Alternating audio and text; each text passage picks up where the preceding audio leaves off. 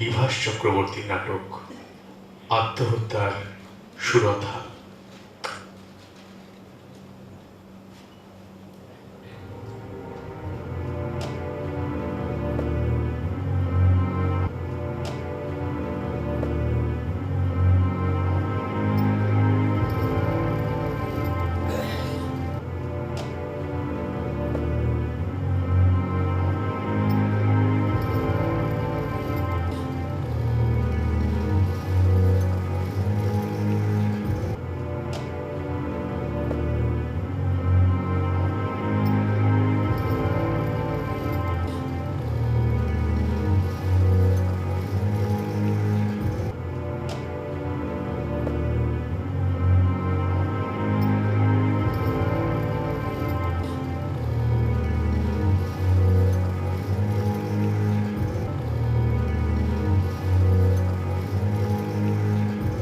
আরে স্যার, একতলা সিঁড়ির নিচের ঘর, যেতে আসতে সচরাচর চোখে পড়ে না তো। দরজাটা ভেজানো না বন্ধ বোঝা যাচ্ছে না। বসন্তবাবু নাম ধরে কয়েকবার ডাকল, সাড়া না পেয়ে ধাক্কা দেওয়ার মতো আস্তে করে দরজাটা খুলে গেল। সঙ্গে সঙ্গে একটা বন্ধ দমকা এসে মাকে লাগলো। ভাবলাম ওদের কিছু একটা পৌঁছেছে, বন্ধ বেরোচ্ছে। নাকে রুমাল চাপাতেই বেয়ে তৈরি করলো, বুঝলেন তো। ঘরটা একটু অন্ধকার মতো ছিল তো, আমি লাইটের সুইচটা অন করে তারপরে যা দেখলু, এটা একেবারে ঠান্ডা হয়ে যাওয়ার জোগাড় স্যার। গত কয়েকদিনের মধ্যে কোনো চিৎকার টিৎকার শোনেননি কেউ? আগে না স্যার, খুবই সজ্জন মানুষ ছিলেন তো, ওকে নিয়ে কোনোদিন কোনো সমস্যা হয়নি স্যার। ঠিক আছে, শুনুন, আপনি বাড়িতেই থাকবেন, দরকার হলে আপনাকে থানায় ডেকে নেওয়া হবে। আচ্ছা স্যার, স্যার একটু দেখবেন স্যার। না না, আপনার কিছু ভয়ের কারণ নেই, আপনি এখন আসতে পারেন। ঠিক আছে স্যার।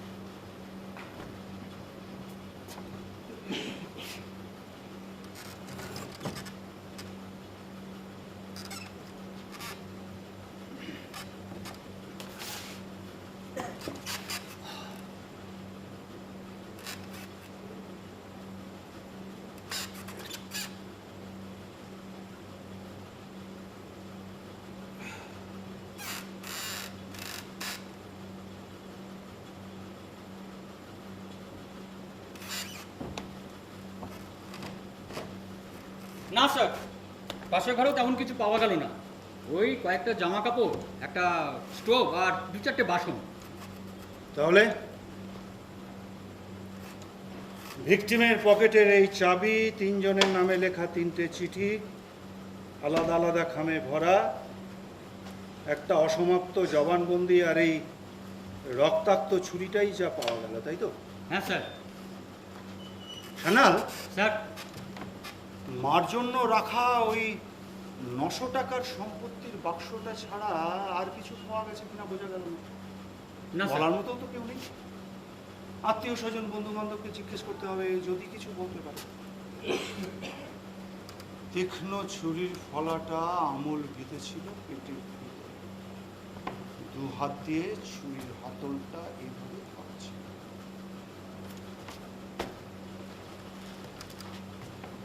বাড়িরই কিচেন নাইফ মনে হয়।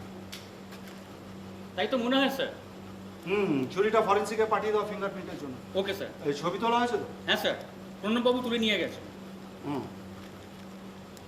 3টে চিঠি আর একটা অসমাপ্ত জবানবন্দি থেকে মনে হচ্ছে যে চুরি রাহাজানির কেস বোধহয় এটা নয়। তাহলে কি? কি স্যার? সুইসাইড? সুইসাইড? কিন্তু এরকম নৃশংসভাবে কেন? আর 900 টাকার সম্পত্তির বাক্সটাই বা কোথায়? যাকে এই অর্ধসমাপ্ত লেখাটা নিয়ে চলো, হ্যান্ডরাইটিং এক্সপার্টকে দেখাতে হবে। Okay sir. পোস্টমর্টেম রিপোর্টটা এলে আরো পরিষ্কারভাবে সব বোঝা যাবে। চলো আপাতত যাওয়া যাক। হ্যাঁ স্যার। মা ভাই প্রেমিকার সঙ্গে দেখা, বন্ধু বান্ধব কারা আছে খোঁজ নেওয়া দরকার। নতুন তালা চাবি আনা আছে তো? হ্যাঁ স্যার। ওটা লাগিয়ে দাও আর নগেনকে বলবে বাড়িটার উপর নজর রাখতে। Okay sir. Let's go. এই নগেন, আমরা বেরোচ্ছি, ঘরে তালা দিয়ে দাও, বাড়িটার উপর ভালো করে নজর রেখো। ঠিক আছে স্যার।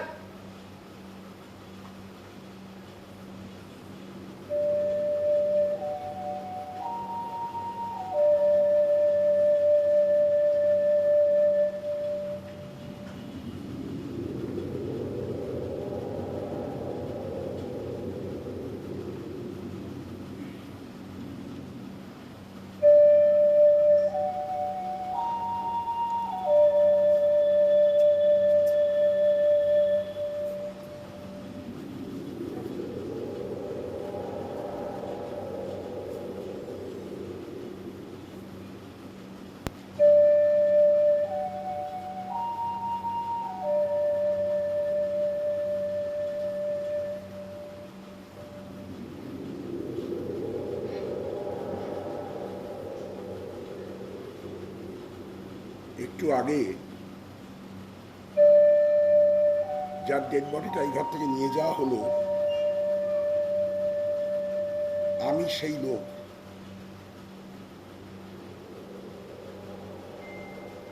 মনে হলো বিষয়টা আপনাদের খুলে বলা দরকার, তাই ফিরে এলাম। আগে হ্যাঁ, আমি মারা গেছি।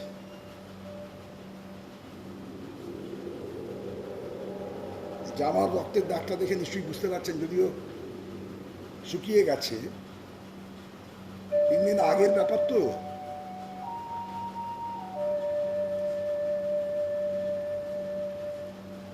বুকে ছুরি নিয়ে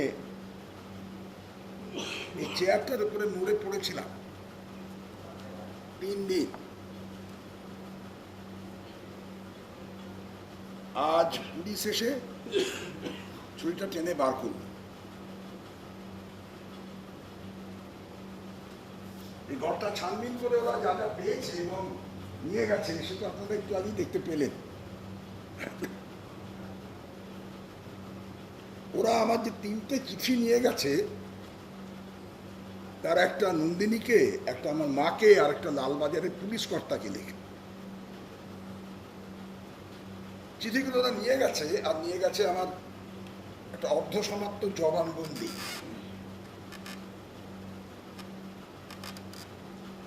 আমি না হয় আপনাদের ওই চিঠিগুলো একবার পড়ে শোনাই, কি ভাবছেন? চিঠিগুলো আবার এখানে আসবে কি করে? আপনারা তো ফ্ল্যাশব্যাক দেখছেন, সিনেমা নাটকে যেরকম হয় আর কি। তাছাড়া একটা গোটা মরা মানুষই যদি ফিরে আসতে পারে, তো চিঠি তো কিছুই না। তাহলে পড়ি। হ্যাঁ, এই প্রথম চিঠিটা আমি লিখেছিলাম নন্দিনীকে, নন্দিনী ঠাকুর। এই দেখুন, এই খামের উপরে লেখা আছে নন্দিনী। নন্দিনী নন্দিনী নন্দিনী নন্দিনী নন্দিনী নন্দিনী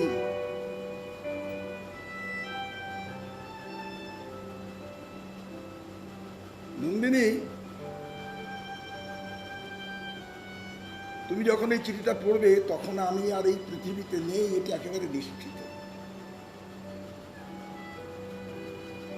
তুমি ভাববে যে আমি হঠাৎ এইরকম একটা পথ বেছে নিলাম কেন।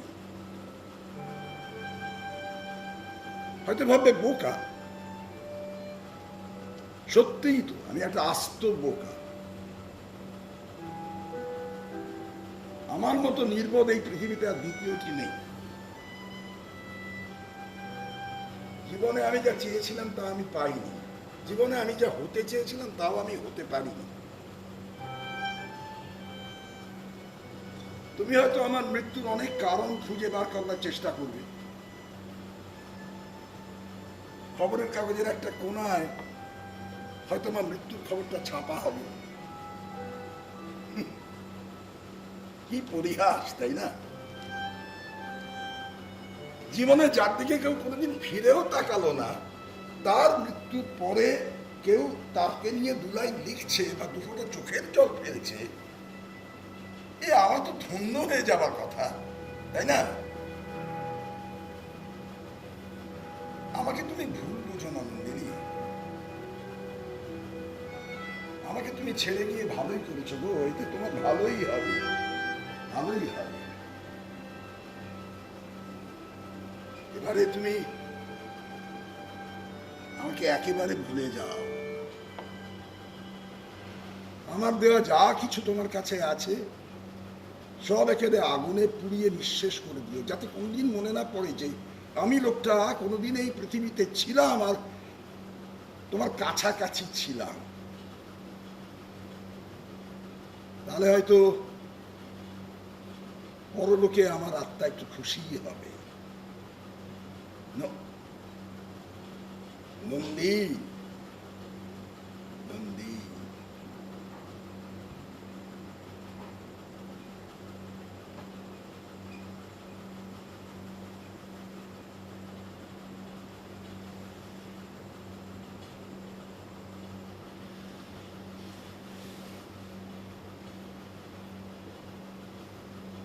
আমার মা বরানগরে থাকে ছোট ভাই অনন্তর সঙ্গে। মাকেও তো খবরটা জানানো দরকার, তাই মাকে লিখলাম দ্বিতীয় চিঠিটা। শ্রী চরণেশু মা, আমি তোমার অধম সন্তান। বড় কষ্ট করে তুমি আমাকে মানুষ করেছ। মানুষ না, না, বড় করেছ, বড়। আমি বড় হয়েছি ঠিকই, তবে আমি মানুষ হতে পারিনি মা, পারিনি। এই পৃথিবীতে জন্মে আমি এমন কোনো একটা কাজ করতে পারিনি যাতে তোমার গর্ববোধ হয়। একটা সাধারণ লোক যেভাবে বেঁচে থাকতে পারতো আমি সেভাবেই বেঁচে থাকতে পারতাম। হ্যাঁ, একটা হয়তো চাকরি বাকরি জুটকি নেওয়া যেত, তারপরে একটা বিয়ে হতো, তারপরে বেশ কয়েকটা বাচ্চা কাচ্চার বাপ হওয়াও এমন কিছু দুঃসাধ্য ছিল না। কিন্তু আমি যেটা হতে চেয়েছিলাম সেটা তো আমি হতে পারিনি মা। তাই আর বেঁচে থেকে এই পৃথিবীর ভার বাড়াতে আমার আর ইচ্ছে করবো না। তুমি আমাকে ক্ষমা করো মা, আমি তোমাকে একটু সুখ দিতে পারিনি। আমি তাই তোমাদের সকলকে একেবারে মুক্তি দিয়ে গেলাম। আমার শোবার ঘরে একটা কার্ডবোর্ডের বাক্সের মধ্যে 900 টাকার সম্পত্তি রাখা আছে তোমার জন্য। তুমি নিলে আমি খুশি হব, আমার আত্মা শান্তি পাবে মা।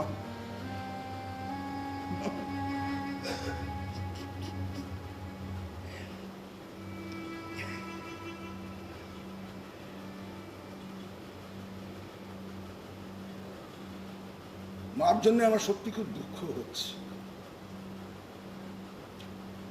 কিন্তু এখন দুঃখ করে কি হবে? হাতে তো মাত্র কয়েকটা ঘন্টা বাকি, যা কাজ আছে সব এর মধ্যেই শেষ করতে হবে। না জানেন, আমি মাকে কোনোদিন কোনোভাবে সাহায্য করতে পারিনি। ওই ছোট ভাই অনন্তটা ছিল বলে তবু এই বুড়ো বয়সে মা দুটো খেতে পাচ্ছে, আশ্রয় পেয়েছে একটা। আমি তো মার অপদার্থ ছেলে হয়ে রয়ে গেলাম না, রয়ে গেলাম না, চলে গেলাম।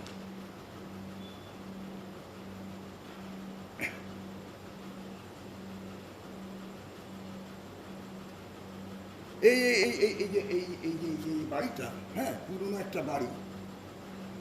এর এই সিঁড়ির নিচের একতলার এই 1.5খানা ঘর নিয়ে আমি এতকাল চালিয়েছি। 30 টাকা মাত্র ভাড়া। এই কত টাকা জোগাড় করবার সামর্থ্য যে আমার নেই, এই কথাটা কে বিশ্বাস করবে? হ্যাঁ, 50 টাকা করে 2খানা টিউশনই হয়তো জোগাড় করে নেওয়া যেত। হ্যাঁ, তাতেই বা কী লাভ হতো? 50 টাকা না হোক, অন্তত 300 টাকাও না হয় ব্যবস্থা করা যেত। তাতেই বা আমার কি এমন ধর্ম, অর্থ, কাম, মুখ্য এসব সিদ্ধি লাভ হতো?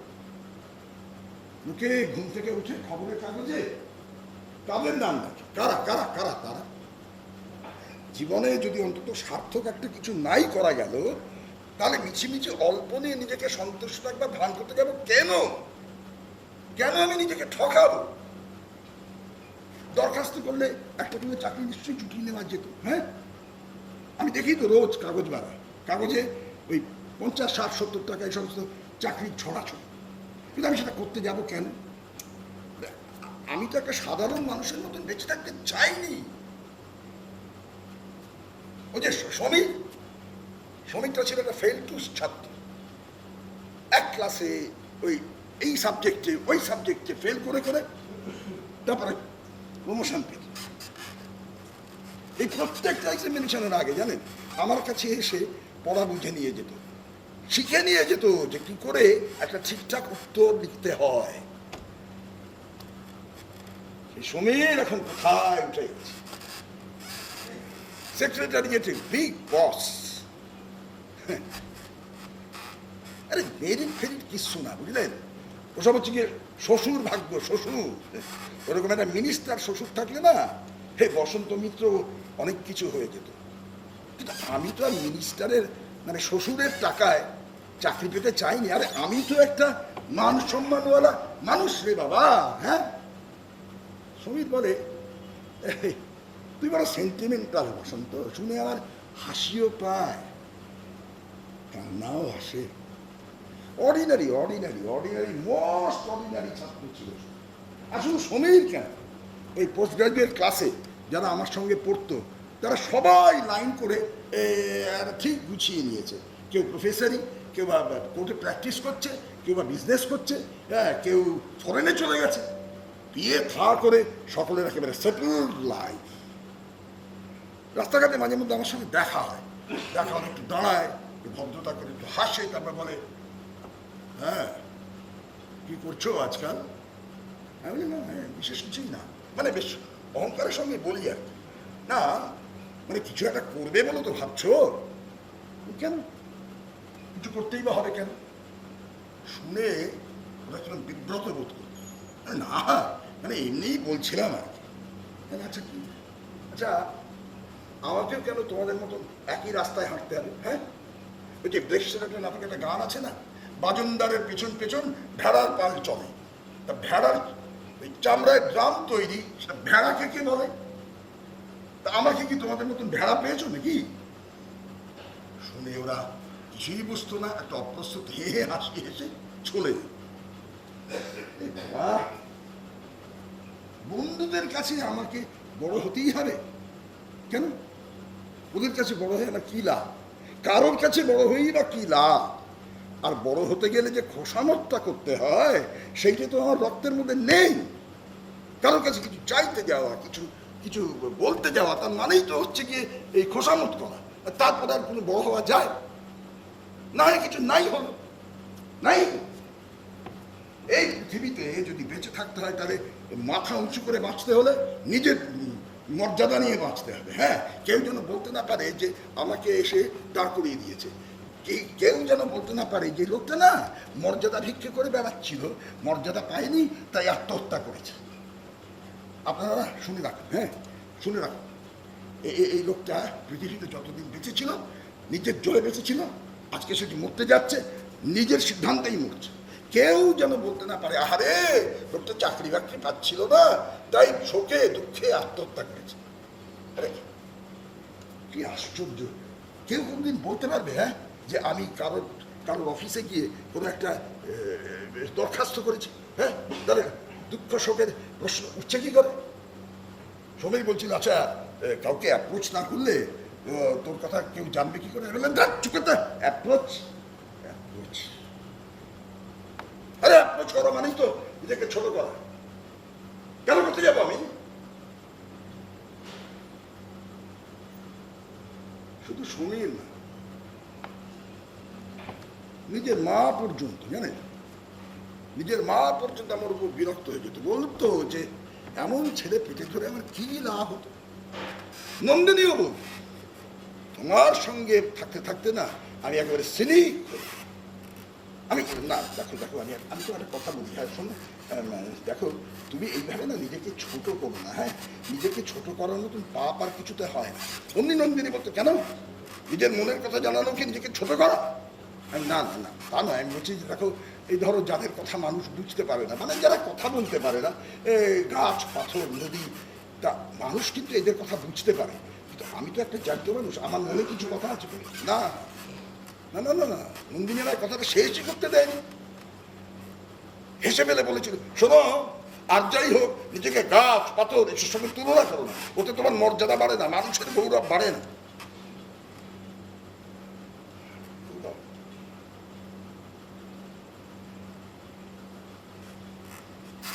শেষ চিঠিটা লিখেছিলাম লালবাজারের পুলিশ কর্তাকে। পুলিশকেও তো জানিয়ে দেওয়া দরকার যে আমার মৃত্যুর জন্য কেউ দায়ী নয়। না না কারোর ওপরে আমার ব্যক্তিগতভাবে কোনো রাগও নেই, বিতৃষ্ণা নাই। একটা লোক একদিন এই পৃথিবীতে এসেছিল, হ্যাঁ যদিও সে নিজের ইচ্ছে নয়, কিন্তু আজ যে সে চলে যাচ্ছে সেটা সম্পূর্ণ তার নিজের ইচ্ছে। আচ্ছা লোকে তো বাড়ি বদলও করে তাই না? নতুন ফ্ল্যাট পছন্দ হলে পুরনো ফ্ল্যাট ছেড়ে চলে যায়। আমাদের ধর্মশাস্ত্র তো বলেছে যে জীর্ণ পরিদেহ বস্ত্রের ন্যায় আমরা আমাদের নিজেদের দেহকে ত্যাগ করে নতুন দেহ ধারণ করি। এই যে এই যে টেনিসন যেমন বলেছেন সেই সুখী যার নিজের মরবার ক্ষমতা আছে। হ্যাঁ, হ্যামলেটের সেই কথাগুলো আজও আমার কানে বাজে। কলেজে থাকতে অভিনয় করেছিলাম, শক্তিদা অনুবাদ করেছিলেন, শক্তিদা, কবি শক্তি চট্টোপাধ্যায়।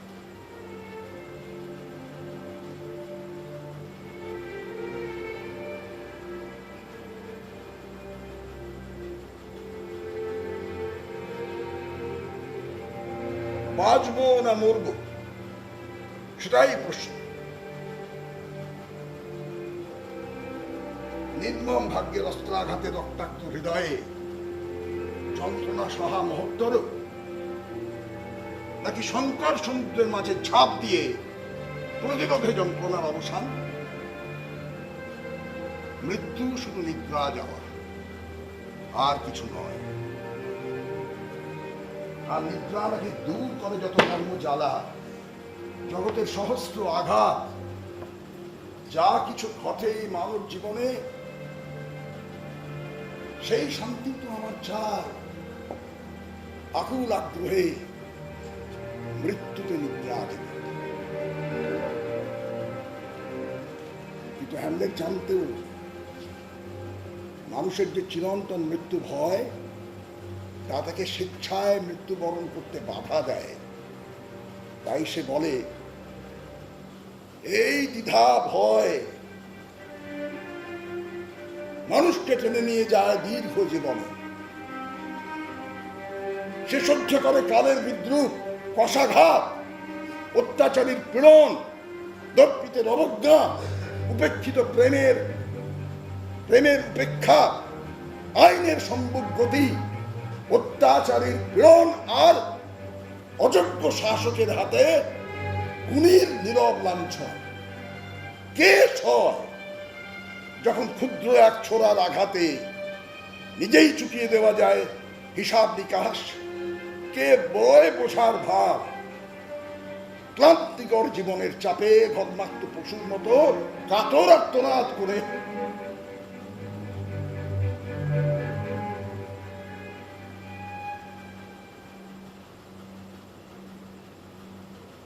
সমীরা এসব জানে না, সমীরা এসব পড়েও নি। কেউ কিছু পড়বে না, কেউ কিচ্ছু জানবে না। আত্মহত্যার মতন সুখ আর কিছুতে আছে নাকি? টলস্টয় কি বলেছিলেন আত্মহত্যা সম্পর্কে? এই যে হ্যাঁ বলেছিলেন, এই যে দাঁড়ান, এই যে মানুষ যখন জানে যে তার নিজের জীবন শেষ করবার অধিকার তার নিজের হাতে আছে, তখন সে কেন বলতে যাবে ও জীবনটা কি অসহ্য? কিন্তু কি পরিহাস দেখুন, টলস্টয় কি জানতেন যে একসময় সুইসাইড সম্পর্কে তার কি মনোভাব হবে? জীবনের শেষ দিনে যখন তাকে এই রেল স্টেশনের উপর নামানো হচ্ছিল, তখন কি তার নিজের লেখা লাইনগুলো মনে হয়েছিল? অজস্র শাস্তির মধ্যে ঈশ্বর আমাদের একটিমাত্র আশীর্বাদ দিয়েছে, আর তা হল আত্মহত্যার অধিকার।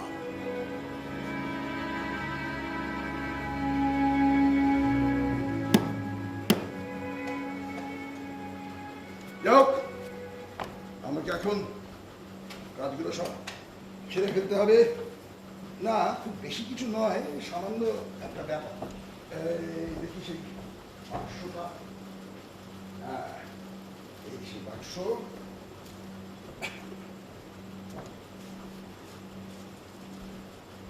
মায়ের জন্য রেখে দেওয়া বাক্সটা দেখি। এই এর মধ্যে আছে একটা এই যে গোল্ড রিস্টওয়াচ, স্কলারশিপের টাকা দিয়ে কিনেছিলাম। তখন এর দাম ছিল 180 টাকা, এখন প্রায় 700 হবে। তারপরে হচ্ছে একটা এই যে পাথর বসানো আংটি, নন্দিনী দিয়েছি, নিজের হাত খরচের খরচা বাঁচি। এর দাম 150 হবে। তাহলে মোট দাঁড়ালো 850, আর এই 50 টাকা ক্যাশ ইন হ্যান্ড, এই মোট 900 টাকা।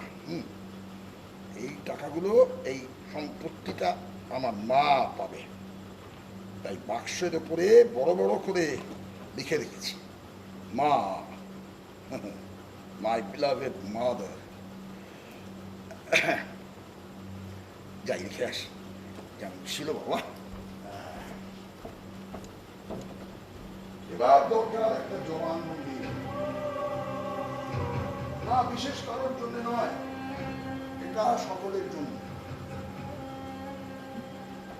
তোমরা কেউ আমাকে বাঁচবার অধিকার দাও না। সকলের সঙ্গে কাড়াকাড়ি করে বাঁচবার কৌশল আমি শিখিনি। সেই রকম বাঁচাকে আমি ঘৃণা করে এসেছি।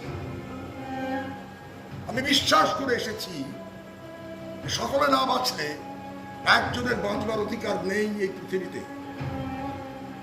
10 জনকে হত্যা করে একজনের বড় হবার যে সভ্যতা অথবা সংস্কৃতি, আমি তাকে ঘৃণা করি। তাই আমি আমার বাঁচবার অধিকারকে নিজের হাতে আজ কেড়ে নিলাম।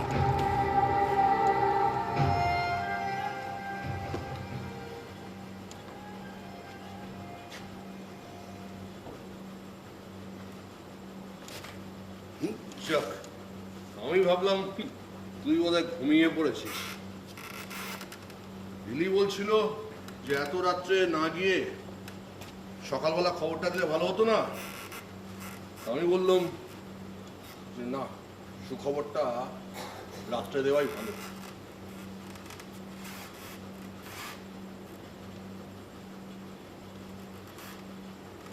কি বলবি তুই? বললাম না, আমি ভাবছি তুই এত গরমে কিভাবে বসে আছিস, সব জানলা দরজা বন্ধ, এগুলো খুলে দে। দূর বাবা, কি বলবি সেটা বল না। তোর চাকরিটা হয়ে গেছে। চাকরি? তুই কি ভাবছিস চাকরি পেলে আমি একটু ধন্য হয়ে যাবো? হ্যাঁ, ওই আমার পেট চলছে না চাকরি না পেলে? না, তা ভাববো কেন? আরে গভর্নমেন্টের তো কোয়ালিফাইড লোক দরকার। পয়সা দিয়েও কোয়ালিফাইড লোক পাচ্ছে না। হ্যাঁ, গভর্নমেন্টে কটা কোয়ালিফাইড লোক আছে বাবা? এই তুই তো 1,500 টাকা মাইনে পাস, তা তুই কি নিজেকে 1,500 টাকার যোগ্য বলে মনে করিস? তোর শ্বশুরের ব্যাকিং ছাড়া তুই পেতিস ওই চাকরি? তোর আবার এইসব পুরনো কথা। আরে চাকরি আমি নেব না, আর চাকরির তো প্রশ্নই হচ্ছে না, আমি দরখাস্তই করবো না। এই দরখাস্ত করা মানেই তো একটা ইনসাল্ট। তো এইভাবে কতদিন কাটাবি বলতো? হ্যাঁ, আরে আমাদের ক্লাসমেট ওই 3rd ডিভিশনে পাশ করা হরিশঙ্কর, সেও একটা ব্লক ডেভেলপমেন্ট অফিসার হয়ে গেছে। দেখা যায় কেউ না কেউ তার পেছনে আছে, হয়তো কোনো ডেপুটি মিনিস্টার। না না, কেউ ছিল না, ও নিজেই ঘুরে ঘুরে চাকরিটা আদায় করেছে। এমন কেউ নেই যাকে ও ধরেনি। তুই কি আমাকে হরিশঙ্কর পেয়েছিস না? না তা নয়, কিন্তু এইভাবে ঘরে বসে থাকলে কে দেবে তোকে চাকরি? আরে আমি চাকরি চাই, ওটা তুমি কে বললো? আরে তুই না চাইলেও গভর্নমেন্ট তোকে চায়। হ্যাঁ, তোকে কোনো অ্যাপ্লিকেশন করতে হয় না, আমি সব করে দিচ্ছি সব। শোন, 700 টাকা স্টার্টিং স্যালারি, 1500 টাকা গ্রেড। তোর মাথার উপরে কেউ নেই, তুই তোর হেড। আচ্ছা, তুই কেন করতে গেলি এসব? আমি কি তোকে বলেছি না? আরে তুই চাকরিটা না নিলে কেউ না কেউ তো নিয়ে নিত। একটা ওয়ার্কলেস ক্যান্ডিডেট ছিল, আমার ল অফিসারের শালা, সেন্টার থেকে হাইকমান্ডের রেকমেন্ডেশন। এসব বোগাস মালে না ডিপার্টমেন্টটা পুরো ভরে গেছে। হ্যাঁ, আর যত দোষ সব ডিপার্টমেন্টের। তুই কি মনে এই ফাঁকে আমি তোর নামে অ্যাপ্লিকেশনটা ছেড়ে দিয়েছিলাম। হ্যাঁ, ফাদার ইন লকে বলে রেখেছিলাম তোর নামটা না স্মুথলি পাস হয়ে এসছে। এই সুযোগ কিন্তু আর পাবি না, তোকে বলে দিলাম। আমি তো কি বলতে চাইছি তোকে, দেখ তুই কি মনে করিস যে আমি গেলে এসব কিছু একদম ঠিক হয়ে যাবে রে? হ্যাঁ, না না, তুই পারবি, তুই পারবি। আরে কলেজের ইউনিয়নে ঢুকে তুই ইউনিয়নের চেহারাটা তো চেঞ্জ করে দিয়েছিলিস। কিন্তু আমি তো তেলবাজি করতে পারবো না। ওই সেক্রেটারি, আমলা, মিনিস্টার এদেরকে তেল না দিলে চাকরি থাকবে আমার? সরকারি চাকরি, হ্যাঁ, একবার কনফার্ম হয়ে গেলে না তোর চাকরি খায় কার সাথ দিই। আর তোকে কে তাড়াবে? হ্যাঁ, এদের মধ্যে তো খেয়েও খেয়ে আছে গ্রুপিজম, যাকে বল অন্তর্দ্বন্দ্ব। না রে বাবা, ওসব গুলবাজি ফাজি আমার দ্বারা তো হবেই না। নে আর কথা বাড়াস না। শোন, বয়সটা তো হচ্ছে নাকি, অন্যায় অবিচার দুর্নীতি কোথায় নেই বল না? তোর আমেরিকাতে নেই, ইংল্যান্ড, রাশিয়া কোথায় নেই? চীন, জাপান, বার্মা, ইজিপ্ট, পাকিস্তানের কথা তো ছেড়েই দে। সেখানে তোর মতন ওই অনেস্ট আর এফিশিয়েন্ট লোকেরা কি সব হাত গুটিয়ে বসে আছে? এইবার ভাবতে থাকলে না দেখবি একদিন সুইসাইড করতে ইচ্ছা করছে।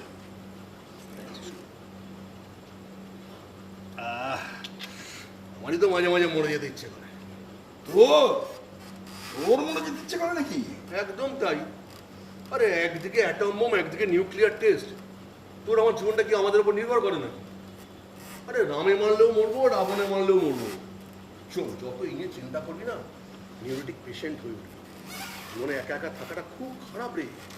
হ্যাঁ, ছাড় এসব এইসব জিনিস। না তুই কতদিন মানুষের উপর রাগ করে এতে ভাত খাবি, মাটিতে ভাত খাবি?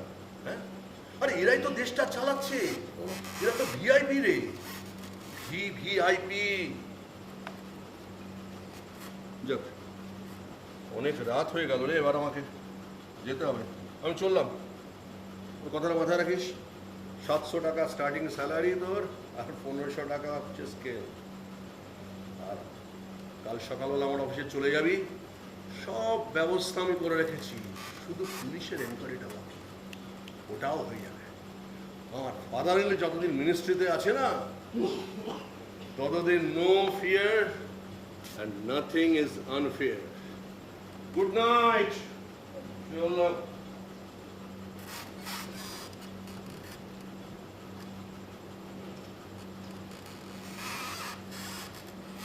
সমীর চলে গেল। আমি অনেকক্ষণ চুপ করে বসে রইলাম, কানে বাজছিল সমীরের কথাগুলো। 700 টাকা স্যালারি, মাসের 1 তারিখ, ঝড় হোক, জল হোক, ভূমিকম্প হোক, গুনে গুনে দিতে হবে, কারোর ক্ষমতা নেই সেটা আটকায়। ওই অমৃত হোটেলের অমৃত বাবুর কলা ভাত, পোড়া ডাল আর আমাকে খেতে পারে না। মাঝরাতে যদি চা খেতে ইচ্ছে করে তাহলে বেশ একটা ইলেকট্রিক কেটলিতে চা বানিয়ে খাওয়াও যাবে। টাকা থাকলে সবই সম্ভব। বাঁচতে গেলেও টাকা চাই, আবার মরতেও টাকার দরকার। বাঁচারও খরচ আছে, মরারও খরচ আছে। এই যে আমি মরতে চলেছি, আমার সৎকারের খরচাটা তো গিয়ে ওই আমার ছোট ভাই অনন্তর ঘাড়ে পড়বে। টাকাকে যে অপছন্দ করে তারও টাকার দরকার। It's a necessary evil.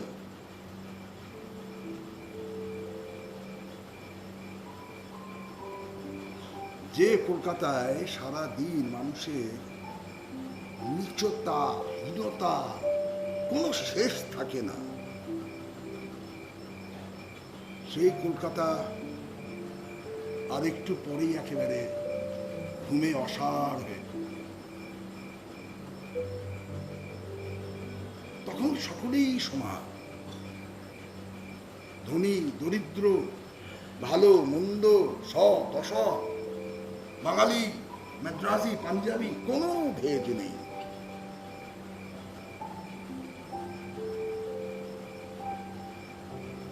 নন্দিনীও ঘুমিয়ে পড়বে, মা আর অনন্ত তাই। পুলিশ কমিশনার তিনিও ঘুমিয়ে পড়বেন।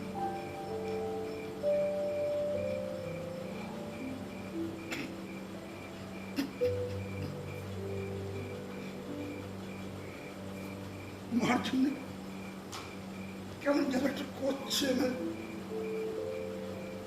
বুকের মধ্যে একটা কষ্ট হচ্ছে, একটা কান্না বুকের ভেতর থেকে ঠিকরে বেরোচ্ছে। মাকে আমি জীবনে একদিনের জন্য সুখী করতে পারি না। তুমি আমাকে আমাকে ক্ষমা করো না, ক্ষমা।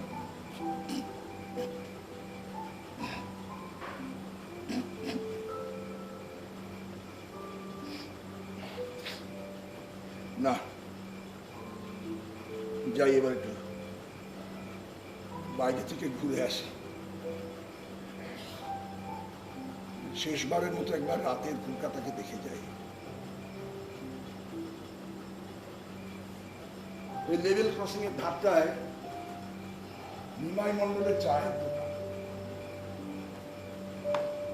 এতক্ষণে নিশ্চয়ই বন্ধ হয়ে গেছে। ছেলেগুলো হয়তো রাতের খাওয়া দাওয়া সারছে, তারপর টেবিলগুলো জোড়া দিয়ে সব একেবারে নিঃসাড়ে ঘুমোবে। আর তারপরেই 10:30টার গ্যালোপিং ট্রেনটা পাস করবে। ওর একটু পরে ওই তারাপদ লন্ড্রির দোকান, ওখানে আমি আমার জামা কাপড় কাচতে দিই। এখনো একটা পাজামা পাঞ্জাবি রয়ে গেছে।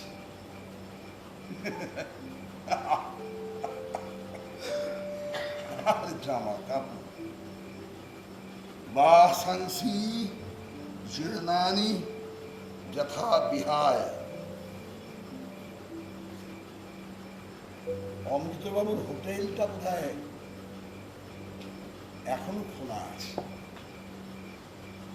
যাই, শেষবারের মতো ভর পেটটা খেয়ে আসি। মানুষটা ভালো, একটু গপ্পসপ্পও করা যাবে তারপর। তাহলে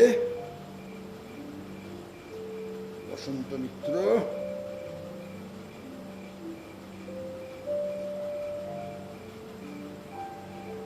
আমার এ ঘর ধুতে হবে, মুছতে হবে মুড়ে।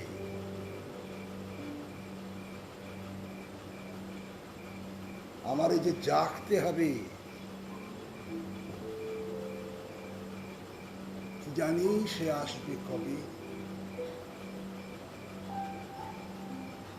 যদি আমায় পড়ে তাহার মনে, the last exit.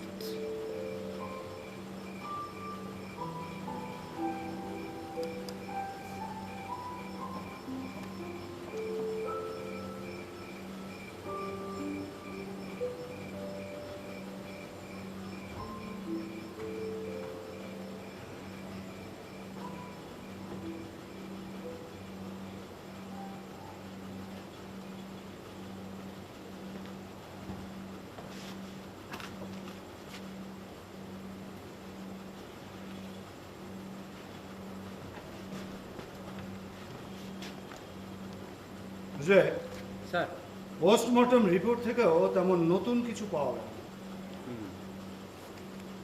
একটা ধারালো ছুরি উইথ ফুল ফোর্স ঢুকিয়ে দেওয়া হয়েছে ঠিক বুক আর পেটের মাঝখানে।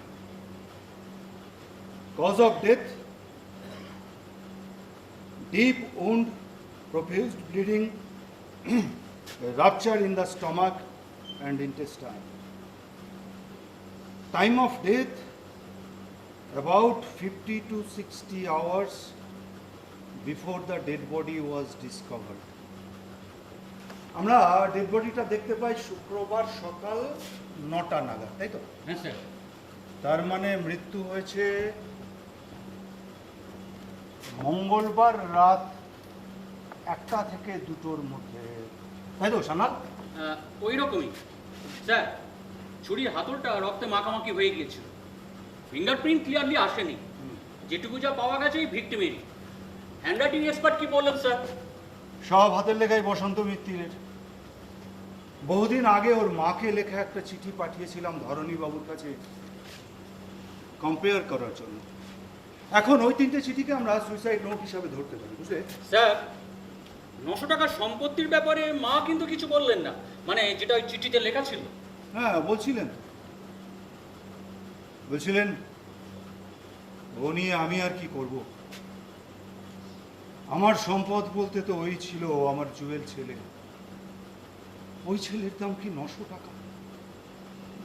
বলতে বলতে কেঁদে ভাসালেন মা, আমারও যাচ্ছিল। আমি ছাড়া তো কেউ জানে না ওই বাক্সটার কি হয়েছে। কাউকে জানাবার কোনো উপায়ও নেই আমার। ওটা চিরকাল রহস্য হয়ে থেকে যাবে।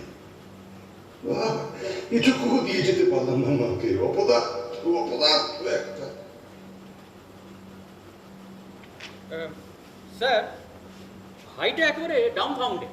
হ্যাঁ, ওই থেকে থেকে দেয়ালে টাঙানো দাদার মাথায় টুপি আর গ্রাউন্ড করা ছবিটার দিকে তাকাচ্ছিল আর ফুপিয়ে ফুপিয়ে বলছিল, তুমি যে কেন আমাদের সঙ্গে এরকম করলে বুঝতেই পারলাম না। হ্যাঁ, লেখাপড়ায় ভালো ছিল না বলে অনন্তকে বকাবকি করতাম, সব কিছু নিঃশব্দে মেনে নিতাম।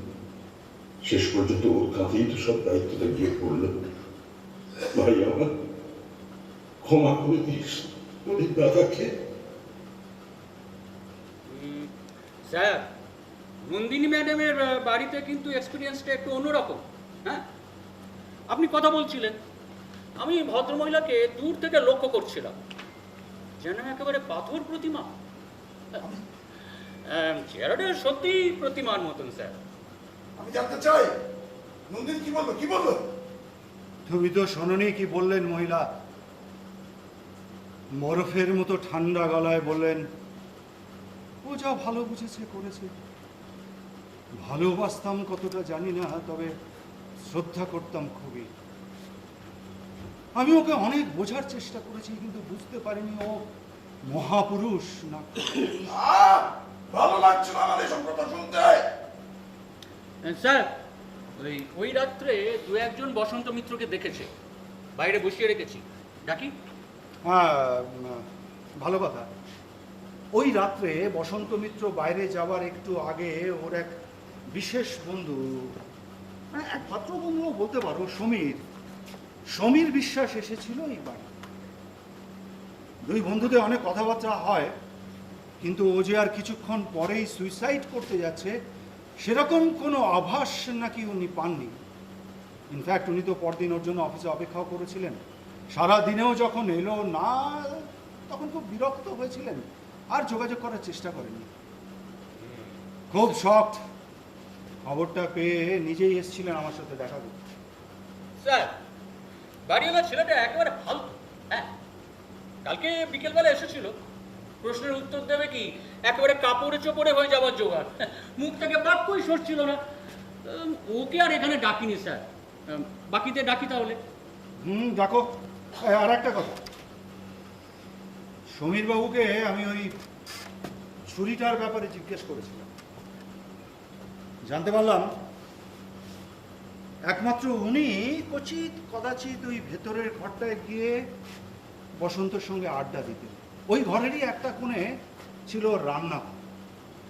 বলেন ছুরি ছিল কিনা ঠিক বলতে পারবো না, তবে মাঝে মধ্যেই ও খিচুড়ি গোছের কিছু একটা করে আমাকে খাওয়াতো। তার মধ্যে ওই আলু, কুমড়ো, পটল, ঝিঙে এইসব সবজির পিস টিস ছিল।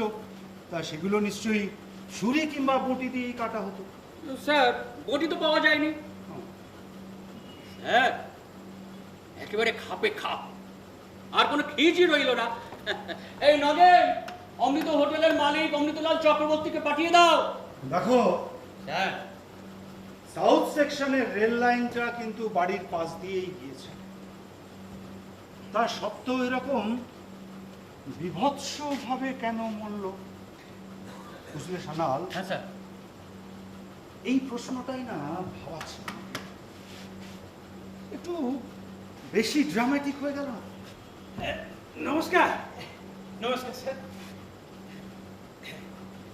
স্যার, এই দুরাত্রির আগে স্যার আমার হোটেলে মানুষটা কত তৃপ্তি সহকারে খেয়ে গেল। কোনোদিন কোনো কমপ্লেন নেই। রোজ আসে, মুখ বুজে খেয়ে দে, হাসি মুখে বেরিয়ে যায়। আপনার হোটেলের খাবার বুঝি মুখ বন্ধ করে খাওয়া যায় অমৃতবাবু? হ্যাঁ?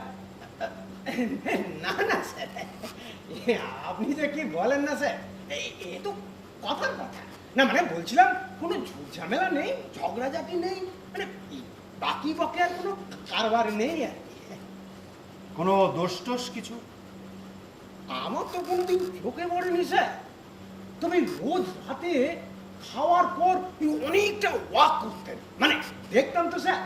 তবে পান, বিড়ি, সিগারেট বা কোনো নেশা টেশা করতে দেখিনি স্যার। খাওয়া দাওয়ার পর ওয়াক করতেন, মানে বমি করতেন? ওয়াক ওয়াক মানে হাঁটতেন। আমি না স্যার, ভারী রসিক লোক স্যার। আচ্ছা, ওই পাড়ার কারোর সঙ্গে ঝগড়া বিবাদ ছিল কি? না না, কারো সাথে নেই, পাঁচে নেই। লাস্ট যে রাত্রে উনি আপনার হোটেলে খেতে এলেন, হ্যাঁ, সেদিনকে কি ওনার মধ্যে কোনো রকম কোনো পরিবর্তন লক্ষ্য করেছে? ওনার কথাবার্তায়, চালচলনে, আচার আচরণে এনিথিং সাসপিসিয়াস, মিস্টিরিয়াস? একটা চেঞ্জ লক্ষ্য করেছিলাম স্যার। মানে এই অন্যান্য দিন এসে একটা কোণে চুপচাপ বসে খেতে, হয়ে গেলে হাত মুখ ধুয়ে মশলাটা মুখে দিয়ে টাকাটা মিটিয়ে দিয়ে চলে যেতেন, কারোর সঙ্গে কোনো কথা নেই স্যার। কিন্তু মঙ্গলবার রাতে একটু অন্যরকম লাগছে, মানে বেশ একটু হাসি খুশি ভাব। তারপর বেরোবার সময় গুনগুন করে একটা গানও গাচ্ছিলেন, কি যেন কি ওই জ্যোৎস্না রাতে সবাই কোথায় চলে গেছে। জ্যোৎস্না রাতে? হ্যাঁ, গলাটা খারাপ না স্যার। তারপরে গান গাইতে গাইতে ওই লেভেল ক্রসিং এর দিকে হাঁটা দিল। মানে আগে স্যার ওই রাস্তায় কোনোদিন যেতে দেখিনি স্যার। ঠিক আছে, আপনি আবার আসতে পারেন। হ্যাঁ স্যার, স্যার স্যার একটু দেখবেন স্যার ব্যবসা। না না, আপনার কিছু ভয় নেই, আপনি এখন আসুন। নমস্কার। সানাল, নেক্সট। হ্যাঁ, এই নগেন, ওই চায়ের দোকানের মালিক নিমাই মণ্ডলকে পাঠিয়ে দাও। নমস্কার। নমস্কার দারোগাবাবু। আগে নমস্কার স্যার, নমস্কার। আগে আমার নাম নিমাই মণ্ডল, ওই বড় চায়ের দোকানের মালিক আমি। আগে যতদূর মনে পড়ছে, হ্যাঁ স্যার। আপনি বোধহয় বসন্তবাবুকে শেষবারের মতো দেখেছিলেন, মানে জীবিত অবস্থায়। আপনার সঙ্গে আরো একজন কেউ ছিল, আপনি তো সেরকমই বলেছেন পাড়ার লোককে। ঠিক তাই স্যার, আমি আর নবা বসন্তদা তো নিত্য আসা যাওয়া করে আমার দোকানের সামনে দিয়ে। আগে না কথাবার্তা খুব একটা হয় টয় না, ওই মাঝে মধ্যে এটা ওটা জিজ্ঞেস করে কেমন আছো, দোকান কেমন চলছে, এই আর কি। ও বিদ্যান লোক স্যার, দেখলেই শ্রদ্ধাভক্তি করতে ইচ্ছে যায়। এবার সেই রাত্রে কি দেখেছিলেন সেটাই বলুন। আমার তো স্যার ওই দোকানেই থাকা, দোকানেই খাওয়া। ওই তারাপদদার লন্ড্রির সামনে যে কংক্রিটের পাতাটনটা আছে, ওটাকেই বেঞ্চি বানিয়ে আমরা একটু বসে টসি। রাত্রি খাওয়া দাওয়ার পর ওটাই আমার ঠেক। ওটার উপর বসে মোজ করে বিড়ি মুখে, আর আমার ওই দোকানের সোড়াটা নবা একটু গা টিপি দেয়। তো সে রাত্রিরে অমৃতদার হোটেল থেকে গুনগুন করে গান গাইতে গাইতে বেরোলেন বসন্তদা।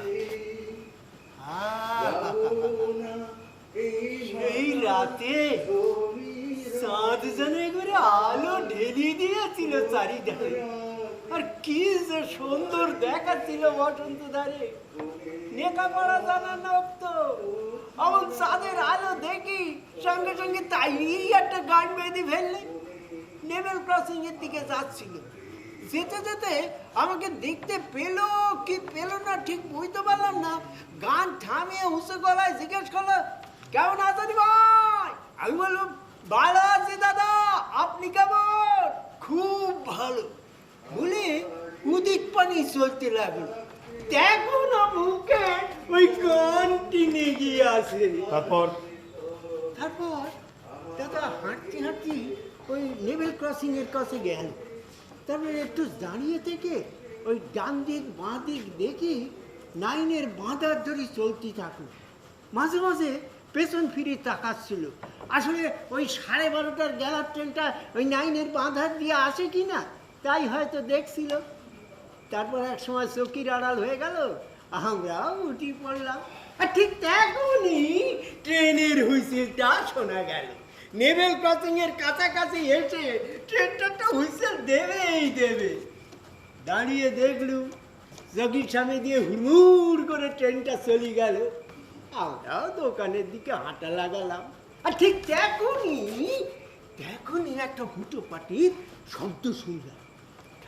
দেখি বসন্তদা লেভেল ক্রসিং এর দিক থেকে ছুটতে এদিক পানে আসছে। আমি ভাবলাম কোনো গুন্ডা বদমাস বা ওয়াগন বেকার হয়তো তাড়া করেছে, কিন্তু না, বসন্তদাকে পেছনে তো কাউরে আসতে দেখলাম না। দাদা যখন ছুটে আমাদের পাশ দিয়ে বেরিয়ে চলে যাচ্ছে তখন দাদার মুখটা দেখে মনে হলো ভীষণ ভয় পেয়েছে। আমি জিজ্ঞেস করলাম, ও বসন্ত দাদা কি হয়েছে? কোনো উত্তর না দিয়ে ছুটে আমাদের পাশ দিয়ে বেরিয়ে চলে গেল। তারপর ওই নিজের বাড়ির গলির মধ্যে ঢুকি পড়ল। ব্যাস, দাদার সাথে আমার ওই শেষ দেখা। বসন্তবাবুর দৌড়ে আসা, চোখে মুখে ভয়ের ছাপ, এসবের কোনো কারণ কি আপনি তখন না হোক পরে জানতে পেরেছিলেন? আগে না, তবে পরদিন সকালে একটা আমজাদ পেয়েছিলাম। সেটা কি? সেটা হলো কি, সেটা ও কি করে বলবে? ওটা দেখেনি, সেটা বলবে কি করে? তাহলে আমার কাছ থেকে শুনুন আপনারা। হ্যাঁ, আমি কেন লেভেল ক্রসিং এর দিকে যাচ্ছিলাম সেটা নিশ্চয়ই আপনারা বুঝতে পারছেন। আমি ভাবছিলাম যে কিছুটা গিয়ে তারপর দাঁড়াব, তো হঠাৎ দেখতে পেলাম ওটা একটা অল্প বয়সী মেয়ে দাঁড়িয়ে আছে, অস্থির চোখে এদিক ওদিকে তাকাচ্ছে। তা আমি ভাবলাম হয়তো ওই লেভেল ক্রসিংটা পার হওয়ার জন্য অপেক্ষা করছে। তা আমি ওই ডান দিকে তাকিয়ে ওই ট্রেনের ওই হুইসেলটা শোনা যায় কিনা মানে ওর জন্য অপেক্ষা করছিলাম। মেয়েটাকে দেখতে পাচ্ছিলাম। তারপর হঠাৎ ওই ট্রেনের হুইসেলটা আমি শুনতে পেলাম। হ্যাঁ, ট্রেনের ইঞ্জিনের আলোটাও দেখতে পাচ্ছিলাম। বেশ বিকট একটা শব্দ করে ট্রেনটা ধেয়ে আসছে। আমি একদম রেডি। হ্যাঁ, হঠাৎ একটা ঝলকের মতো দেখি মেয়েটা ঝাঁপ দিয়ে পড়েছে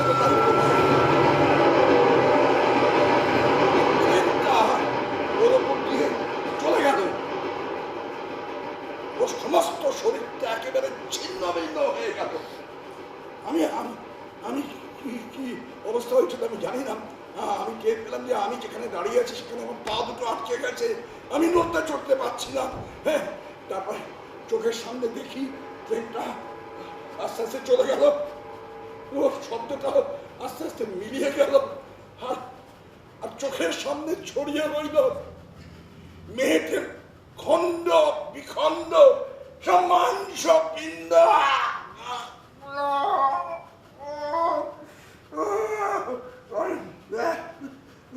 কতক্ষণ পর আমি উঠতে পেরেছি, আমি মনে নেই, মানে আমি বুঝতে পারলাম যে আমি দৌড়চ্ছি প্রাণপণে দৌড়চ্ছি। লেভেল ক্রসিং পার হয়ে তারপরে রাস্তায় নেমে পড়ে ছুটছি আমি। কেউ আমাকে দেখতে পেলো কি পেলো না আমি জানি না। আমি কিন্তু কাউকে দেখতে পাইনি, কারণ আমি কোনো মতে দৌড়ে আমার বাড়ির দরজার সামনে এলাম। দরজাটা খুলে যেই ঢুকেছি, তুমি করতে তুমি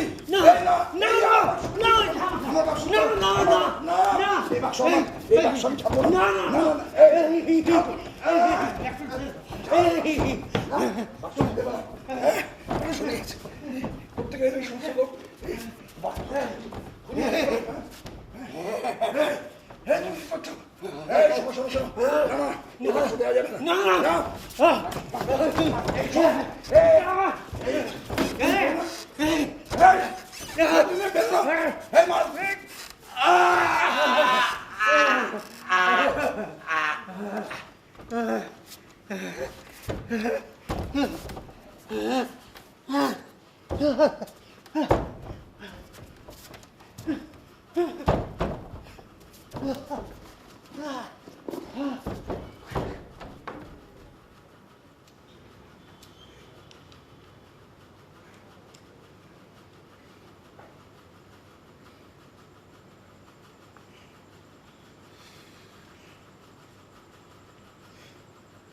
শেষ হয়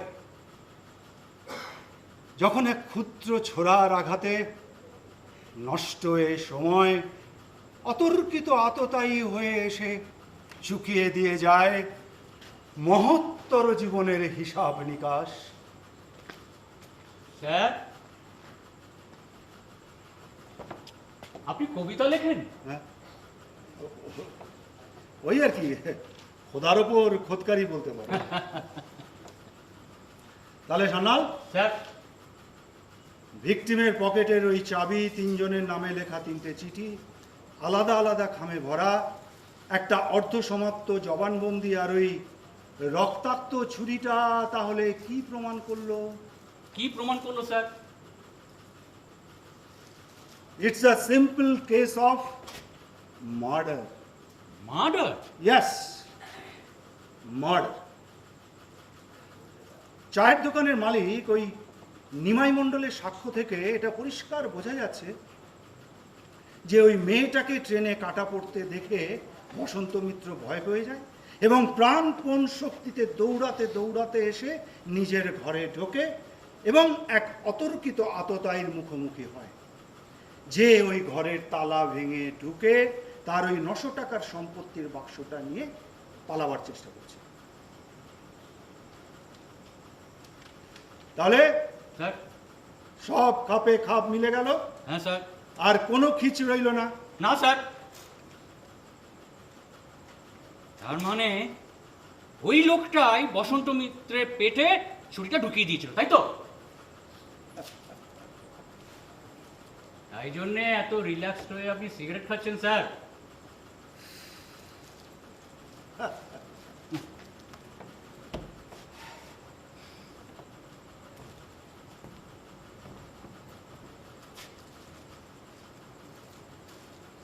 বসন্তবাবু, ওহো, শেখরবাবু, এবার উঠুন, আমাদের গল্প শেষ।